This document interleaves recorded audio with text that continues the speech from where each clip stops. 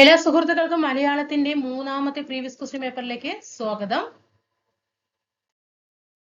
ചേട്ടൻ എന്നതിന്റെ പര്യായ പദം ഏതാണ്? ചേട്ടന്റെ പര്യായ പദം ഏതാണ്?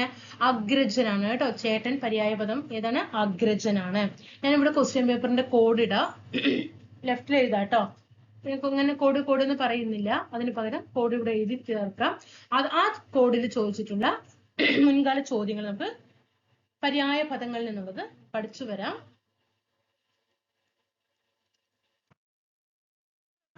എന്നതിന്റെ പര്യായ പദങ്ങളാണ് കേട്ടോ. പ്രഭാവം. പ്രഭാവം എന്ന വാക്കിന്റെ പര്യായങ്ങൾ ഏതൊക്കെയാണ് എന്ന്?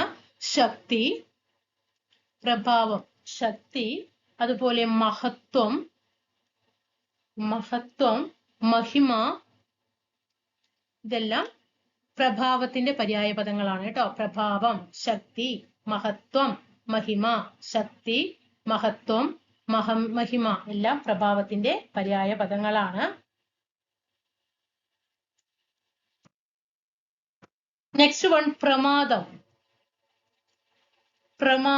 പ്രമാദത്തിന്റെ പര്യായങ്ങൾ ഏതൊക്കെയാണ്? പ്രമാദം എന്ന് പറയുമ്പോൾ അതിൻ്റെത് വർദ്ധിച്ച ഭയം, ഓർമ്മക്കേട്,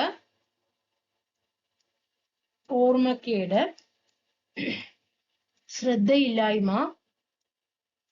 ഓക്കെ, ഇത്രയും കാര്യങ്ങളാണ്. പ്രമാദം, വർദ്ധിച്ച ഭയം, ഓർമ്മക്കേട്, ശ്രദ്ധയില്ലായ്മ. അടുത്തത്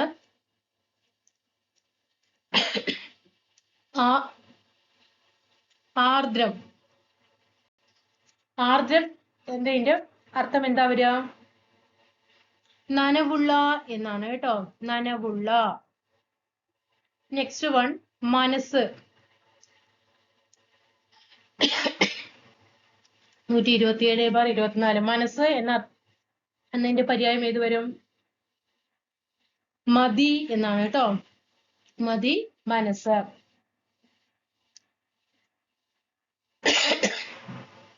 അലംഭാവം. എന്താണ് പര്യായം? അലംഭാവം, മതി എന്നുള്ള ഭാവം. നമ്മള് പഠിക്കാൻ എന്ന് പറഞ്ഞിട്ട് ബുക്ക് എടുക്കും, പഠിക്കില്ല അല്ലെ? അങ്ങനെ അതൊരു അലംഭാവം കാണിക്കലാണ്. മതി എന്നുള്ള ഭാവം. ഓക്കെ, പ്രഭാവം പറഞ്ഞാൽ ശക്തി, മഹത്വം, മഹിമ.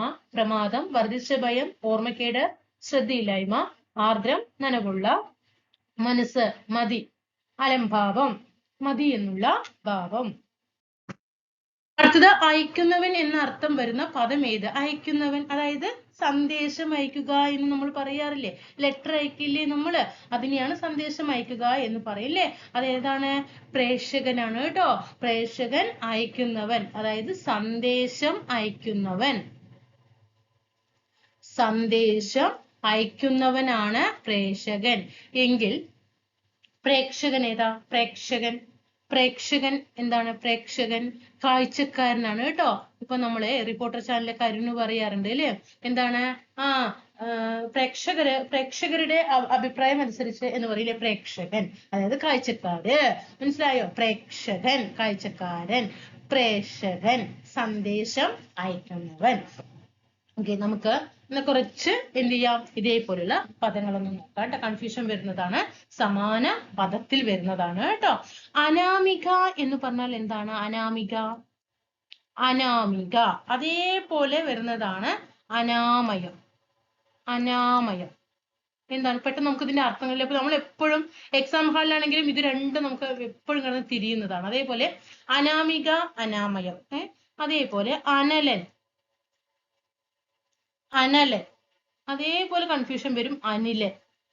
ഇതൊന്നും കഴിയുന്നുണ്ടോ നോക്കണം, ടച്ച് ചെയ്യാൻ കഴിയും. അബ്ദം,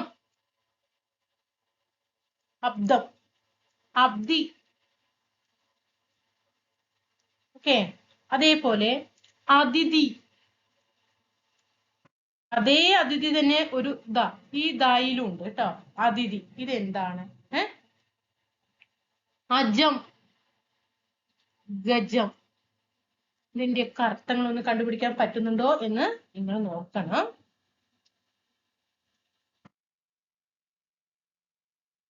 അംഗം, അങ്കണം. അതുപോലെ അക്ഷി, പ്രീവിയസ് ചോദ്യങ്ങളാണ്. അക്ഷി, അക്ഷം. അപ്പൊ നമുക്കിതൊന്ന് ചെയ്ത് നോക്കിയാലോ. അനാമിക എന്ന് പറഞ്ഞാൽ എന്താന്ന് പറയുക, നമ്മൾ പേരുകൾ കേട്ടിട്ടുണ്ട് അല്ലെ. അനാമിക എന്ന പേര്, അനാമിക എന്ന് പറഞ്ഞാൽ മോതിര വിരലാണ് കേട്ടോ. മോതിര വിരൽ. അനാമിക്ക് വിരലിൽ മോതിരം ഇട്ട് കൊടുത്തു എന്ന് മനസ്സിലാക്കുക കേട്ടോ. അനാമയം എന്താണ്? അനാമയം, അനാമയം എന്ന് പറഞ്ഞാൽ രോഗമില്ലായ്മയാണ് കേട്ടോ. രോഗമില്ലായ്മ. അടുത്തത് അനലൻ. അനലൻ അറിയാം, അഗ്നിയാണ് അല്ലെ, തീയാണ് അല്ലെ. അനലൻ അഗ്നിയാണെങ്കിൽ അനിലൻ കാറ്റാണ്. അനിലൻ കാറ്റ്. അബ്ദം, അബ്ദം ആണ്ടാണ് അല്ലെ. നമ്മൾ ഒരു വർഷം എന്നൊക്കെ പറയാറില്ലേ. അബ്ദം ആണ്ട്. എന്നാൽ ഈ അബ്ദി എന്ന് പറഞ്ഞാൽ സമുദ്രമാണ്. സമുദ്രമാണ്. ഇനി അതിഥി. എപ്പോഴും ഈ അതിഥി നമുക്ക് പദശുദ്ധിയിൽ വരുന്ന ഒരു വാക്കാണ് അല്ലെ. അതിഥി എന്ന് പറഞ്ഞാൽ വിരുന്നുകാരനാണ്. അതിഥി ആരാണ്? വിരുന്നുകാരനാണ്. എന്നാൽ ഈ അതിഥി എന്ന് പറഞ്ഞാൽ ഏതാണ്? ദേവമാതാവ് കേട്ടോ. ദേവമാതാവ് അല്ലെങ്കിൽ കാലൻ എന്നൊക്കെ നമ്മൾ പറയാറില്ലേ. ഓക്കെ. ഇനി അജം എന്ന് പറഞ്ഞാൽ എന്താണ്? അജം, അജം എന്ന് പറഞ്ഞാൽ ആടില്ലേ, ആട്. അജം ആടാണെങ്കിൽ ഗജം ആന. അംഗം യുദ്ധമാണ് അല്ലേ. വളരെ അവിടെ നല്ല അങ്കമാണ് നടക്കുന്നത് പറയില്ലേ. യുദ്ധമാണ് നടക്കുന്നത്. അങ്കണം, അങ്കണത്തെയ്മാവിൽ നിന്ന് ആദ്യത്തെ അല്ലേ, നമ്മൾ മലയാളത്തിലൊക്കെ ആദ്യം പഠിച്ചതാണ്. അങ്കണം മുറ്റം. ഇനി അക്ഷി എന്താ? ഇത് കണ്ണാണ് അല്ലേ. അക്ഷി കണ്ണാണ്. അക്ഷം, അക്ഷം അച്യുതണ്ട്. അച്യുതണ്ട്. ഇത്രയും കാര്യങ്ങൾ ഇവിടെ പഠിച്ചു അല്ലെ. മൈറ്റ് ഈസ് റൈറ്റ് സമാനമായ മലയാളത്തിലെ ചൊല്ല് ഏതാണ്? മൈറ്റ് ഈസ് റൈറ്റ് എന്താണ്? കയ്യൂക്കുള്ളവൻ കാര്യക്കാരൻ. മൈറ്റ് ഈസ് റൈറ്റ് എന്താണ്? കയ്യൂക്കുള്ളവൻ കാര്യക്കാരൻ. എങ്കിൽ നമുക്ക് പ്രീവിയസ് ആയിട്ട് ചോദിച്ചിട്ടുള്ളത് കുറച്ചുകൂടെ കൊടുത്തിട്ടുണ്ട്. ഇതിന്റെ മലയാളത്തിലെ ചൊല്ല് എന്താന്നുള്ളത് അറിയുമോ എന്ന് നിങ്ങൾ ടെസ്റ്റ് ചെയ്ത് നോക്കുക കേട്ടോ. എ ബേർഡ്സ് ഐ വ്യൂ, ഇത് നമ്മൾ 2 ദിവസം മുമ്പ് ക്വസ്റ്റ്യൻ പേപ്പർ വർക്ക്ഔട്ട് ചെയ്തതിൽ കണ്ടതാണിത്. എ ബേർഡ്സ് ഐ വ്യൂ എന്താണ്? എ ബേർഡ്സ് ഐ വ്യൂ വിഹഗ വീക്ഷണം. വിഹഗ വീക്ഷണം. A fair weather friend. A fair weather friend ആപത്തിൽ സഹായിക്കാത്ത സുഹൃത്ത്.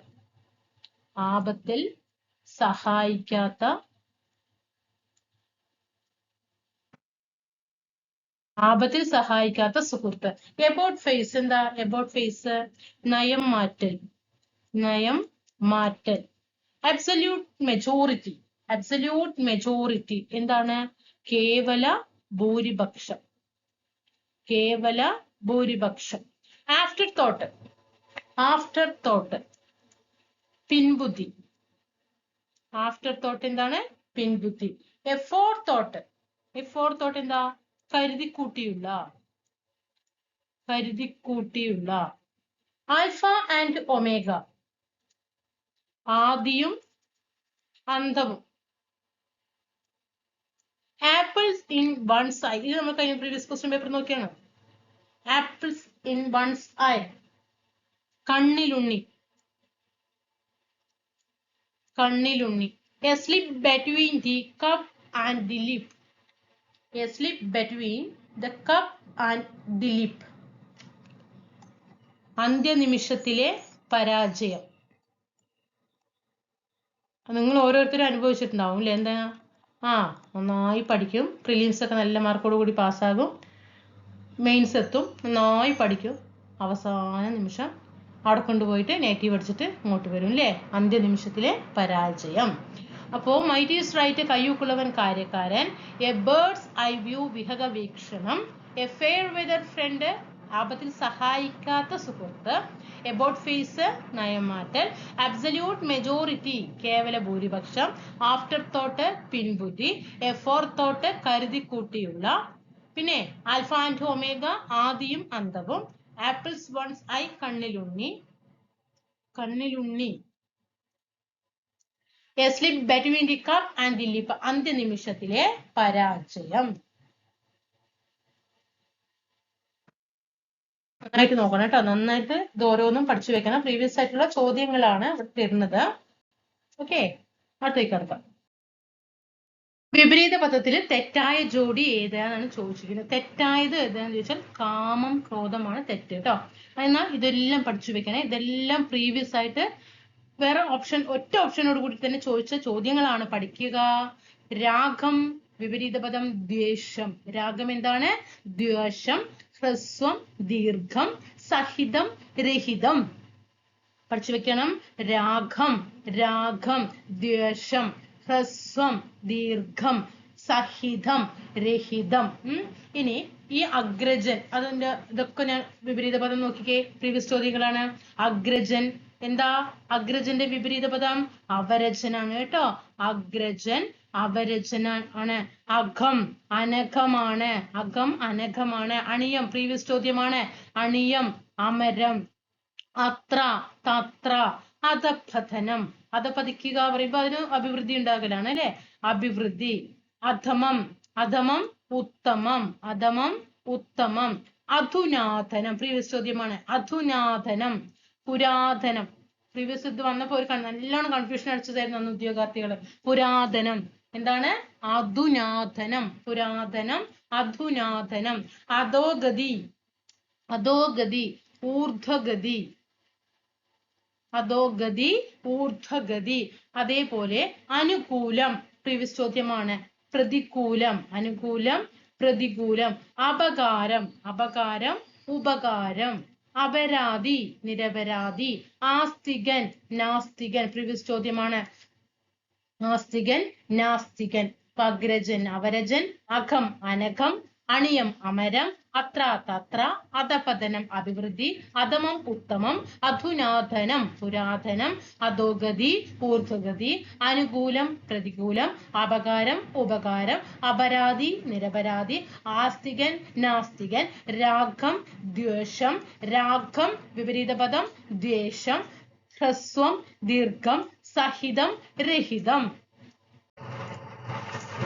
ഭൂമി സമാനാർത്ഥമുള്ള പദം ഏതാണ്? ഭൂമിക്ക് സമാനാർത്ഥമുള്ള പദം ഏതാണ്? മേദിനിയാണ് അല്ലെ. മേദിനി ഭൂമിയാണ്. അതേപോലെ ഭൂമിക്ക് എന്തൊക്കെ വേറെ പര്യായങ്ങൾ പറയാം? അതേ അർത്ഥം ഭൂമിയുടെ എന്തൊക്കെ വരും? ഭൂമിക്ക് സമാനാർത്ഥം വരുന്നത് ധരണി അല്ലെ. ഭൂമിയാണ്. ധരണി ഭൂമിയാണ്. ധരിത്രി ഭൂമിയാണ്. ധരണി ധരിത്രി. ക്ഷോണി ഭൂമിയാണ്. പാര് ഭൂമിയാണ്. അജല ഭൂമിയാണ്. മേദിനി ഭൂമിയാണ് കേട്ടോ. അപ്പൊ നമ്മൾ സാധാരണ ഭൂമി എന്ന് പറയില്ലേ. ആ ഭൂമിക്ക് നമുക്ക് പകരം എന്തൊക്കെ പദങ്ങൾ പറയാം? ധരണി എന്ന് പറയാം. ധരിത്രി ക്ഷോണി പാര് അജല മേദിനി ഇതെല്ലാം ഭൂമി എന്നർത്ഥം വരുന്നതാണ്. ഓക്കെ. അപ്പൊ നമുക്ക് കുറച്ച് പര്യായ പദങ്ങൾ പ്രീവിയസ് ആയിട്ട് ചോദിച്ച ചോദ്യങ്ങൾ പഠിക്കാം. അമ്മ. അമ്മയ്ക്ക് എന്തൊക്കെ പറയാം? അമ്മയെ എന്തൊക്കെ പറയാം? മാതാവ് അല്ലെ. മാതാവ് എന്ന് പറയാം. ജനനി എന്ന് പറയാം. ജനയിത്രി ഇതൊക്കെ കഴിഞ്ഞ ക്ലാസ്സിൽ നമ്മൾ പഠിച്ചതാണ്. ജനനി ജനയിത്രി ജനിത്രി ട്ടോ. ജനിത്രി. പിന്നെ പ്രസു പ്രസു തായ ഇതൊക്കെ എന്താണ്? അമ്മയ്ക്ക് വരുന്ന പര്യായ പദങ്ങളാണ്. എങ്കിൽ അച്ഛൻ. അച്ഛനെ നമുക്ക് എന്തൊക്കെ പറയാം? പിതാവ് എന്ന് പറയും അല്ലെ. പിതാവ് എന്ന് പറയും. ജനയിതാവ് ജനയിതാവ്. ജനകൻ ജനകൻ. താതൻ കണ്ടോ. ഇവിടെ തായ എന്ന് പറഞ്ഞപ്പോൾ ഇവിടെ താതൻ എന്താണ്? അച്ഛനാണ് കേട്ടോ. പിന്നെ നമുക്ക് നമ്മുടെ അസ്ഥി ഉണ്ട് അല്ലെ. എല്ലുകളാണ് അല്ലെ. നമ്മൾ എല്ലുകളെയാണ് അസ്ഥി എന്ന് പറയുന്നത് അല്ലെ. അപ്പൊ എല്ല് എന്ന് പറയാം. പിന്നെ നമ്മുടെ എല്ലിനെ എന്തൊക്കെ നമുക്ക് പറയാം? കീഗസം അല്ലെ. നമ്മുടെ എല്ലുകളെ നമുക്ക് മറ്റൊരു പദമാണ് കീഗസം എന്ന് പറയാം. അതുപോലെ കുല്യം. ഓക്കെ. അസ്ഥിയിലെ എല്ല് എന്ന് പറയാം. അത് നമുക്ക് നോർമൽ ആയിട്ട് അറിയാം. പിന്നെ അതിന് കൂടെ നിങ്ങൾ പഠിക്കുക കീഗസം പുല്യം. കീഗസം പുല്യം. കീഗസം പുല്യം അസ്ഥിയാണ് കേട്ടോ. അതേപോലെ അടുക്കള. അതെല്ലാം പ്രീവിയസ് ആണ്. അടുക്കളയുടെ ചോദ്യങ്ങള് പ്രീവിയസ് ആയിട്ട് ചോദിച്ച ചോദ്യങ്ങളാണ്. അച്ഛൻ അമ്മ ഇതിന്റെ ഒക്കെ ചോദിച്ച ചോദ്യങ്ങളാണ് കേട്ടോ. അടുക്കളയെ നമുക്ക് എന്തൊക്കെ പറയാം? മഹാനസം പ്രീവിയസ് ആണ്. ഈ മഹാനസം ചോദിച്ചതാണ്. അടുക്കളയ്ക്ക് മഹാനസം എന്ന് പറയാം. രസവതി അല്ലെ, രസമുണ്ടാക്കുന്നത് അടുക്കളയിലാണ് അല്ലെ, രസവതി എന്ന് പറയാം. അതുപോലെ പാകസ്ഥാനം അല്ലെ, പാകം ചെയ്യുന്ന സ്ഥലമാണ് പാകസ്ഥാനം അല്ലെ. അപ്പൊ അടുക്കള, മഹാനസം, രസവതി, പാകസ്ഥാനം, ഇതൊക്കെ അടുക്കളയെ പറയാം. അതേപോലെ നമ്മൾ കുറച്ച് നേരത്തെ പറഞ്ഞു അതിഥി അല്ലെ, അതിഥി എന്ന് പറഞ്ഞാൽ ആരാണ്? വിരുന്നുകാരനാണ് അല്ലെ, വിരുന്നുകാരനാണ്. അതേപോലെ വേറൊരു പദം കൂടി പറയാം, ആഗന്തുകൻ എന്ന് പറഞ്ഞാലും അതിഥിയാണ് കേട്ടോ. ആഗന്തുകൻ, ആഗന്തുകൻ എന്ന് പറഞ്ഞാലും അതിഥിയാണ്. മനസ്സിലായോ? ഇനി അമൃതം, അമൃതം എന്താ? അമൃതം പറഞ്ഞാൽ പീയൂഷം അല്ലെ, അമൃതത്തിന് മറ്റൊരു പദമാണ് പീയൂഷം എന്ന് പറയാം, സുധ എന്ന് പറയാം, കീലാലം എന്നും പറയാം. പീയൂഷം, സുധ, കീലാലം, ഇതൊക്കെ അമൃതാണ്. അതേപോലെ അമ്പ്, പ്രീവിയസ് ചോദ്യങ്ങളാണ്. അമ്പിനെ നമുക്ക് എന്ത് പറയാം? ബാണം. അത് നമുക്ക് എല്ലാവർക്കും അറിയാവുന്ന കാര്യമാണ്, ബാണം. വിശികം, വിശികം, ബാണം, വിശികം. ഇഷു, ഇഷു എന്ന് പറഞ്ഞാലും അമ്പാണ്. അസ്ത്രം, അത് നമുക്കറിയാം, ബാണം, അസ്ത്രം, അമ്പ്, അത് നമ്മൾ കോമൺ ആയിട്ട് യൂസ് ചെയ്യുന്നതാണ്. അതുപോലെ ശരം, അത് നമുക്ക് അറിയാം. പത്രി, സായകം, ഇതൊക്കെ എന്താണ്? അമ്പിന്റെ പര്യായപദങ്ങളാണ് കേട്ടോ. അപ്പൊ എന്താ പഠിച്ചത്? അമ്മയുടെ പര്യായപദങ്ങളാണ് മാതാവ്, ജനനി, ജനയിത്രി, ജനിത്രി, പ്രസൂതായ, അച്ഛൻ, പിതാവ്, ജനയിതാവ്, ജനകൻ, താതൻ. അസ്ഥിക്ക് എല്ല് എന്ന് പറയാം, പിന്നെ കീഗസം എന്ന് പറയാം, കുല്യം എന്ന് പറയാം. അടുക്കളയ്ക്ക് മഹാനസം എന്ന് പറയാം, രസവതി, പാകസ്ഥാനം. അതിഥി വിരുന്നുകാരനാണ്, ആഗന്തുകനാണ്. അമൃതം, പീയൂഷം, സുധ, കീലാലം. അമ്പിനെ എന്തൊക്കെ പറയാം? ബാണം എന്ന് പറയാം, അസ്ത്രം എന്ന് പറയാം, ശരം എന്ന് പറയാം. ഇത് നമുക്ക് നോർമലായിട്ട് അറിയാം. അതിന്റെ കൂടെ വിശികം, ഇഷു, പതി, പത്രി, സായകം. ഓക്കെ, പത്രി, പിന്നെന്താണ്? സായകം. ഇതെല്ലാം എന്താണ്? അമ്പിന്റെ പര്യായ പദങ്ങളാണ്. അതേപോലെയാണ് ഇപ്പൊ നമ്മൾ പഠിച്ചു അല്ലെ, ഏതാണ്? അനുജൻ, അനുജന്റെ, അനുജന്റെ സമാനമായിട്ടുള്ള പര്യായ പദങ്ങൾ ഏതാണ്? അവരജൻ അല്ലെ. അനുജൻ എന്താണ്? അവരജനാണ്. കനിഷ്ഠനാണ്, കനിഷ്ഠൻ, ഇതെല്ലാം പ്രീവിയസ് ആണ്, പ്രീവിയസ് ചോദ്യങ്ങളാണ്. തമ്പി അല്ലെ, നമ്മൾ നമ്മുടെ അനുജനെ അനുജ അല്ലെ, അനിയൻ എന്ന് പറയും അല്ലെ, അതിന് പകരം എന്ത് പറയാം? അവരജൻ എന്ന് പറയാം, കനിഷ്ഠൻ എന്ന് പറയാം. അവരജൻ, കനിഷ്ഠൻ, തമ്പി. അവരജൻ, കനിഷ്ഠൻ, തമ്പി. താഴെ തന്നിരിക്കുന്നവയിൽ പൂജക ബഹുവചനം ഏതാണ്? പൂജക ബഹുവചനം എന്ന് പറഞ്ഞാൽ ബഹുമാനാർത്ഥം സൂചിപ്പിക്കുന്ന ഒരു പദമാണ് പൂജക ബഹുവചനം. ബഹുമാനാർത്ഥം സൂചിപ്പിക്കുന്ന സ്വാമികൾ, ഗുരുക്കൾ അല്ലെ, വൈദ്യർ, സ്വാമികൾ, ഗുരുക്കൾ, വൈദ്യർ, താങ്കൾ, അവർകൾ, ഇതൊക്കെ എന്താണ്? ബഹുമാനാർത്ഥം സൂചിപ്പിക്കുന്ന പദങ്ങളാണ്. അതുകൊണ്ട് 3ഉം 4ഉമാണ് ആൻസർ. അടുത്തത് ആഗമസന്ധിക്ക് ഉദാഹരണം ഏതാണ്? ആഗമസന്ധിക്ക് ഉദാഹരണം ഏതാണ്? ബി ആണ്, തിരുവോണം അല്ലേ. തിരു പ്ലസ് ഓണം, തിരു പ്ലസ് ഓണം ആണ് എന്ത്? തിരുവോണം എന്ന് പറയുന്നത്. തിരുവോണം എന്ന് പറയുന്നത്. ഇതേപോലെ സ്പ്ലിറ്റ് ചെയ്തിട്ട് കൂട്ടിച്ചേർക്കുന്ന സമയത്ത് യായോ വായോ ആഗമിക്കുകയാണെങ്കിൽ എന്താണ്? ആഗമിച്ചാൽ, യായോ വായോ ആഗമിച്ചാൽ അത് ആഗമസന്ധിക്ക് ഉദാഹരണമാണ്. ഓക്കെ, തിരു പ്ലസ് ഓണം, ഇവിടെ വാ എന്ന് ആഗമിച്ചു, കണ്ടോ? അതേപോലെ യാ എന്നും ആഗമിച്ചു കഴിഞ്ഞാൽ എന്താണ്? അതേപോലെ തിരുവാതിര, തിരു പ്ലസ് ആതിര, തിരുവാതിര, കണ്ടോ? അപ്പൊ അതെന്താണ്? ആഗമസന്ധിക്ക് ഉദാഹരണം ആണ്. അപ്പൊ ഇങ്ങനെ കൂട്ടിച്ചേർക്കുന്ന സമയത്ത് ഇവിടെ വായോ അല്ലെങ്കിൽ യായോ ആണെങ്കിൽ അവിടെ ആഗമസന്ധിയാണ്.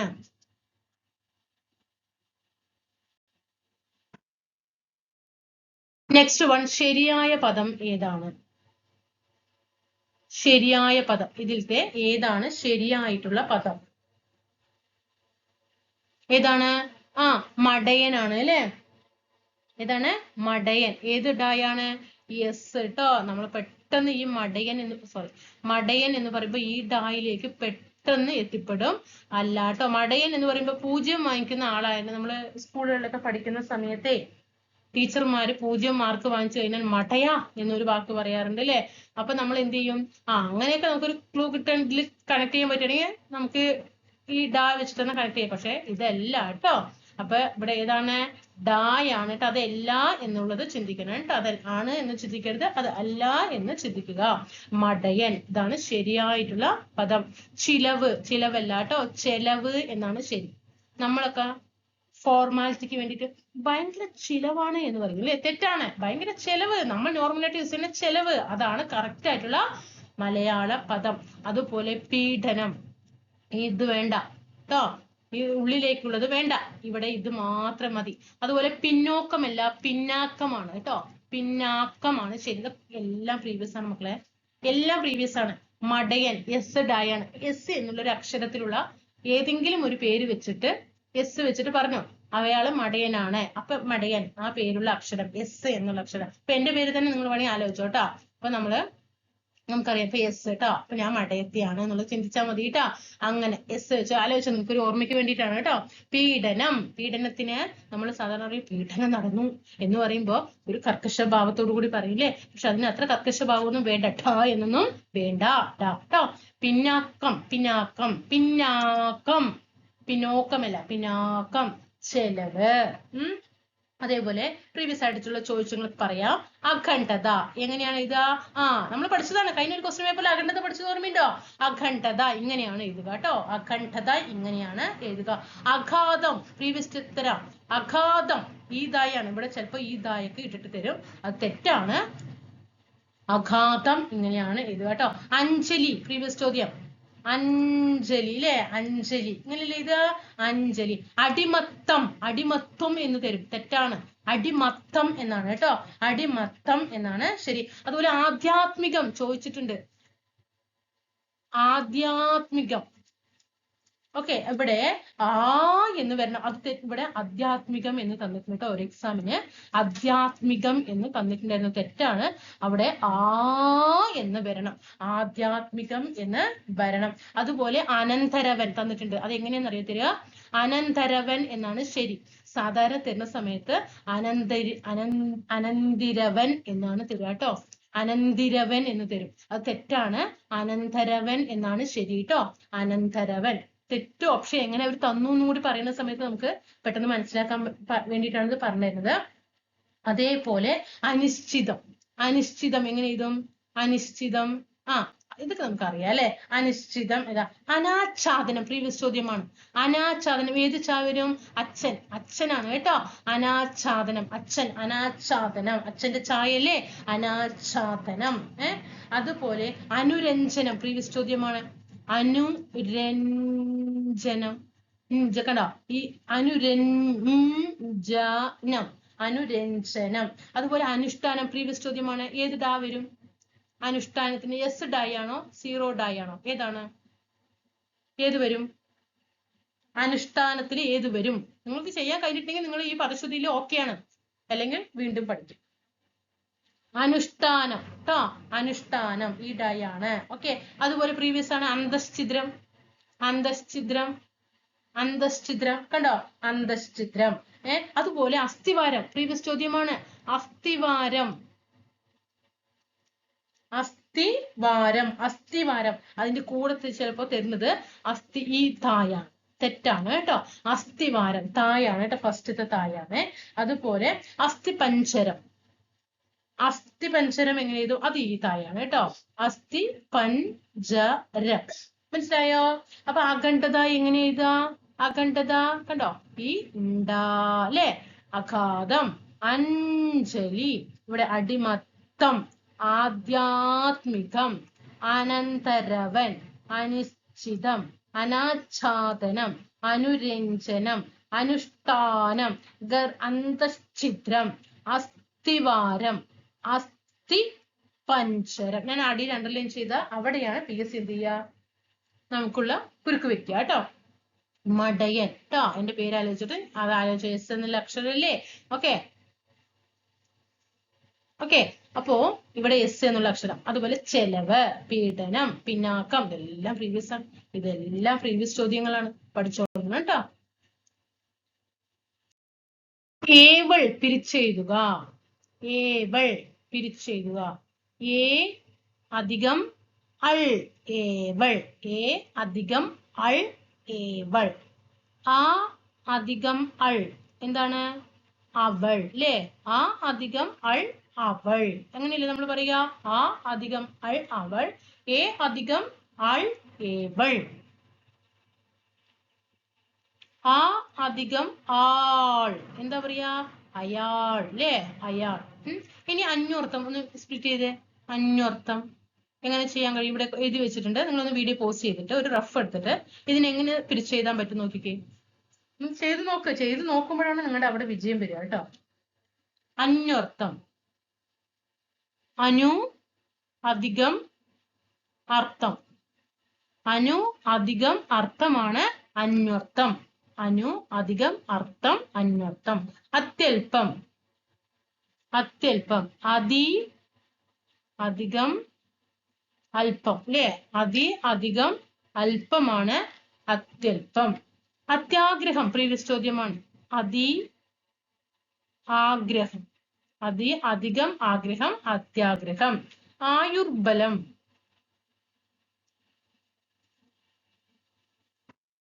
ആയു അധികം ബലം ആയുർബലം. ആയുഷ്കാലം. ആയുഷ്കാലം.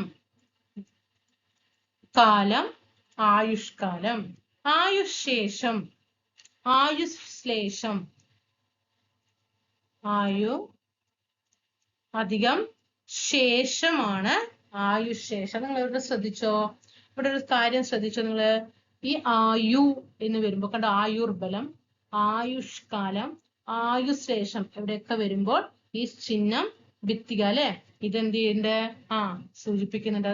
ശ്രദ്ധിക്കാനായിട്ട് അവിടെ. അതേപോലെ 800 പ്രീവിയസ് ചോദ്യമാണ് അല്ലെ? 800 എങ്ങനെ പിരിച്ചെഴുതുക? എൺ അധികം 100. എൺ അധികം 100 800. ഋഗ്വേദം പിരിച്ചെഴുതണം. പ്രീവിയസ് ചോദ്യമാണ്. ഗൃക് അല്ലെ? ഗൃക് അധികം വേദമാണ് ഋഗ്വേദം. കലോപാസകൻ. കല അധികം ഉപാസകനാണ് കലോപാസകൻ. കരിങ്കുവളം. കരിങ്കൂവളം. കരിങ്കൂവളം ഇങ്ങനെ പിരിച്ചെഴുതും. കരി അധികം കൂവളം കരിങ്കൂവളം. കരിമ്പുലി പ്രീവിയസ് ചോദ്യമാണ്. കരി അധികം പുലി ആണ് കരിമ്പുലി. കരിമ്പാറ. കരി അധികം പാറ കരിമ്പാറ. കരിഞ്ചന്ത. കരി അധികം ചന്ത കരിഞ്ചന്ത. കണ്ണീർ. ഇതെല്ലാം പ്രീവിയസ് ആണ് കേട്ടോ. ഞാൻ വെറുതെ പ്രീവിയസ് പറയുന്നില്ല. കൺ അധികം നീർ ആണ് കണ്ണീർ. മനസ്സിലായോ? അന്വർത്ഥം എങ്ങനെയാണ് സ്പ്ലിറ്റ് ചെയ്തത്? അനു അധികം അർത്ഥം. അത്യല്പം അതി അധികം അല്പം. അത്യാഗ്രഹം അതി ആഗ്രഹം. ആയുർബലം ആയു ബലാതെ ശ്രദ്ധിക്കണം. ഇത് 3 ഒന്ന് ശ്രദ്ധിക്കണം. ആയുഷ്കാലം ആയുശ്ലേഷം. 800 എൺ അധികം 100. ഋഗ്വേദം. ഗ എന്തായി മാറണം? ക ആയി മാറണം അല്ലെ? ഋഗ്വേദം. ഋഗ് അധികം വേദം. കലോപാസകൻ. കല അധികം ഉപാസകൻ. കരിങ്കൂവളം. കരി അധികം കൂവളം. കരിമ്പുലി. കരി അധികം പുലി. കരിമ്പാറ. കരി അധികം പാറ. കരിഞ്ചന്ത. കരി അധികം ചന്ത. കണ്ണീർ. കൺ അധികം നീർ. ഇവിടെ ഏ അധികം അൾ ആണ് ഏവൾ എന്ന് ശ്രദ്ധിക്കണം. നിരൂപകൻ സ്ത്രീലിംഗ പദം ഏതാണ്? നിരൂപകൻ എന്ന് പറഞ്ഞാൽ പുല്ലിംഗ പദമാണ്. അപ്പൊ അതിന്റെ സ്ത്രീലിംഗ പദമാണ് നിരൂപക. നിരൂപകൻ നിരൂപക കേട്ടോ. പെട്ടെന്നൊക്കെ നമ്മൾ നിരൂപിക എന്നിലേക്ക് എത്തും. അത് തെറ്റാണ്. നിരൂപക എന്ന് മാത്രം മതി കേട്ടോ. നിരൂപകൻ എന്ന് പറഞ്ഞാൽ ഈ എന്നെ അങ്ങോട്ട് മാറ്റുക. ബാക്കിയുള്ളത് അവിടെ എഴുതുക കേട്ടോ. നിരൂപകൻ നിരൂപക. അടുത്തത് നമുക്ക് പ്രീവിയസ് ആയിട്ടുള്ള വന്നിട്ടുള്ള സ്ത്രീലിംഗ പുല്ലിംഗ പദം ചോദിക്കാം. പ്രീവിയസ് ചോദ്യങ്ങളാണ്. നമ്പൂതിരി. അതിന്റെ സ്ത്രീലിംഗം ഇവിടെ പുല്ലിംഗമാണ് തന്നിരിക്കുന്നത്. ഇത് സ്ത്രീലിംഗമാണ് കേട്ടോ.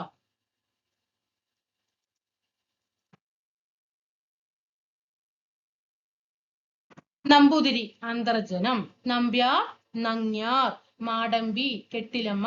മനുഷ്യൻ മനുഷി. അഭിനേതാവ് അഭിനേത്രി. ആരാധകൻ ആരാധിക. ഏകാഗി ഏകാഗിനി. കാന്തൻ കാന്ത. കവി കവയിത്രി. കർത്താവ് കർത്തൃ. കേമൻ കേമി. അപ്പൊ നമ്പൂതിരിയുടെ സ്ത്രീലിംഗ പദമാണ് അന്തർജനം. നമ്പ്യാർ, നങ്ങ്യാർ, മാടമ്പി, കെട്ടിലമ്മ, മനുഷ്യൻ, മനുഷി, അഭിനേതാവ്, അഭിനേത്രി, ആരാധകൻ, ആരാധിക, ഏകാഗി, ഏകാഗിനി, കാന്തൻ, കാന്ത, കവി, കവയിത്രി, കവയിത്രി, യാവളി, തവളി, അല്ലെ, കർത്താവ്, കർത്തൃ, കേമൻ, എന്താണ്, കേമി. ഓക്കെ, അപ്പൊ നമ്മള് 10 ക്വസ്റ്റ്യൻ എടുത്തു. 10 ക്വസ്റ്റ്യനിലും 10ഓളം പ്രീവിയസ് ചോദ്യങ്ങൾ പഠിച്ചു. അങ്ങനെ 100 കണക്കിന് ചോദ്യങ്ങൾ നമ്മൾ ഒരു ക്ലാസ്സിൽ തന്നെ പ്രീവിയസ് ആയിട്ടുള്ള ചോദ്യങ്ങൾ പഠിച്ചു കഴിഞ്ഞിട്ടുണ്ട്. ആകെ നമ്മളിത് 3ാമത്തെ ക്ലാസ് ആണ്. മലയാളത്തിന്റെ നേരത്തെ നിറയെ എടുത്തു വെച്ച ക്ലാസ്സുകളുണ്ട് കേട്ടോ. ക്വസ്റ്റ്യൻ പേപ്പർ വർക്ക്ഔട്ട് ചെയ്ത ഇഷ്ടംപോലെ ക്ലാസ്സുകൾ നമ്മുടെ ചാനലിൽ കിടക്കുന്നുണ്ട്. അപ്പൊ നമ്മൾ 2026 ഒന്നുകൂടി ബാക്കിലോട്ട് പോവുകയാണ്. 2026 സ്റ്റാർട്ട് ചെയ്തു കേട്ടോ. അപ്പൊ 3ാമത്തെ ക്വസ്റ്റ്യൻ പേപ്പർ ആണ് ഇത്. 3ാമത്തെ ക്വസ്റ്റ്യൻ പേപ്പറിൽ നമ്മള് ആകെ 1.5 മണിക്കൂറാണ് 3നും കൂടിയിട്ടുള്ള സമയം. ആ 1.5 മണിക്കൂർ ക്ലാസ് കൊണ്ട് തന്നെ 300 കണക്കിന് പ്രീവിയസ് ചോദ്യങ്ങൾ നമ്മൾ പഠിച്ചു കഴിഞ്ഞു. അത് യാഥാർത്ഥ്യം നിങ്ങൾ മനസ്സിലാക്കണം. ഇപ്പൊ ഒരു 300 പ്രീവിയസ് ചോദ്യം പഠിക്കാൻ നിങ്ങൾ എത്ര ദിവസം വേണ്ടി വരും? സാധാരണ നിങ്ങൾ ഒരു ദിവസം റെഡി ആയിട്ട് പഠിക്കാതിരിക്കുകയാണെങ്കിൽ 300 പ്രീവിയസ് ക്വസ്റ്റ്യൻ 300 മലയാളത്തിന്റെ പ്രീവിയസ് ചോദ്യങ്ങൾ കഴിയില്ല. ഇവിടെ 1.5 മണിക്കൂർ കൊണ്ടാണ് നമ്മൾ 300 ചോദ്യങ്ങൾ കഴിഞ്ഞിരിക്കുന്നത്. അപ്പൊ നിങ്ങൾ അതിന്റെ യാഥാർത്ഥ്യം മനസ്സിലാക്കുക, കൂടെ നിന്ന് സപ്പോർട്ട് ചെയ്യുക. നിങ്ങളുടെ സപ്പോർട്ടിനനുസരിച്ച് ഡെയിലി നമുക്ക് 2 ക്ലാസ്സുകൾ ഇടുന്നുണ്ട്. രാവിലെ SSCRT ഇടുന്നുണ്ട്, അതേപോലെ ഉച്ചയ്ക്ക് ശേഷം ഇംഗ്ലീഷ്, പിറ്റേ ദിവസം മലയാളം, അതിന്റെ പിറ്റേ ദിവസം ഇംഗ്ലീഷ്, അങ്ങനെ മലയാളം, അങ്ങനെ ഓർഡർ ആയിട്ട് പോകുന്നുണ്ട്. തീർച്ചയായിട്ടും നമ്മുടെ ചാനൽ നല്ല സബ്സ്ക്രൈബ് ചെയ്തുകൊണ്ട് സപ്പോർട്ട് ചെയ്യുക. നിങ്ങൾ ഉണ്ടാവുന്ന ഗ്രൂപ്പുകളിലൊക്കെ നമ്മുടെ ചാനലിലൊന്ന് പറഞ്ഞ് ഷെയർ ചെയ്ത് കൊടുത്ത്, ലിങ്കുകളൊക്കെ ഒന്ന് ഷെയർ ചെയ്ത് കൊടുത്തിട്ട് നമ്മുടെ ചാനലിലേക്ക് കയറാൻ പറയുക. പിന്നെ താഴെ കമന്റ് ചെയ്യുക. ലൈക്ക് ചെയ്യുന്ന സമയത്ത് വീഡിയോ ലൈക്ക് ചെയ്താലാണ് വീഡിയോക്ക് ഹൈപ്പ് കൊടുക്കാൻ പറ്റുള്ളൂ. അപ്പൊ ലൈക്ക് ചെയ്തുകൊണ്ട് തന്നെ വീഡിയോക്ക് ഹൈപ്പ് കൊടുക്കുക. അഭിപ്രായങ്ങളും വിമർശനങ്ങളും നെഗറ്റീവും പോസിറ്റീവും ഒക്കെ എഴുതി അറിയിക്കാനായിട്ട് ശ്രദ്ധിക്കുക. എല്ലാ കൂട്ടുകാർക്കും അടുത്ത ക്ലാസ്സിൽ കാണുമ്പോൾ നന്ദി.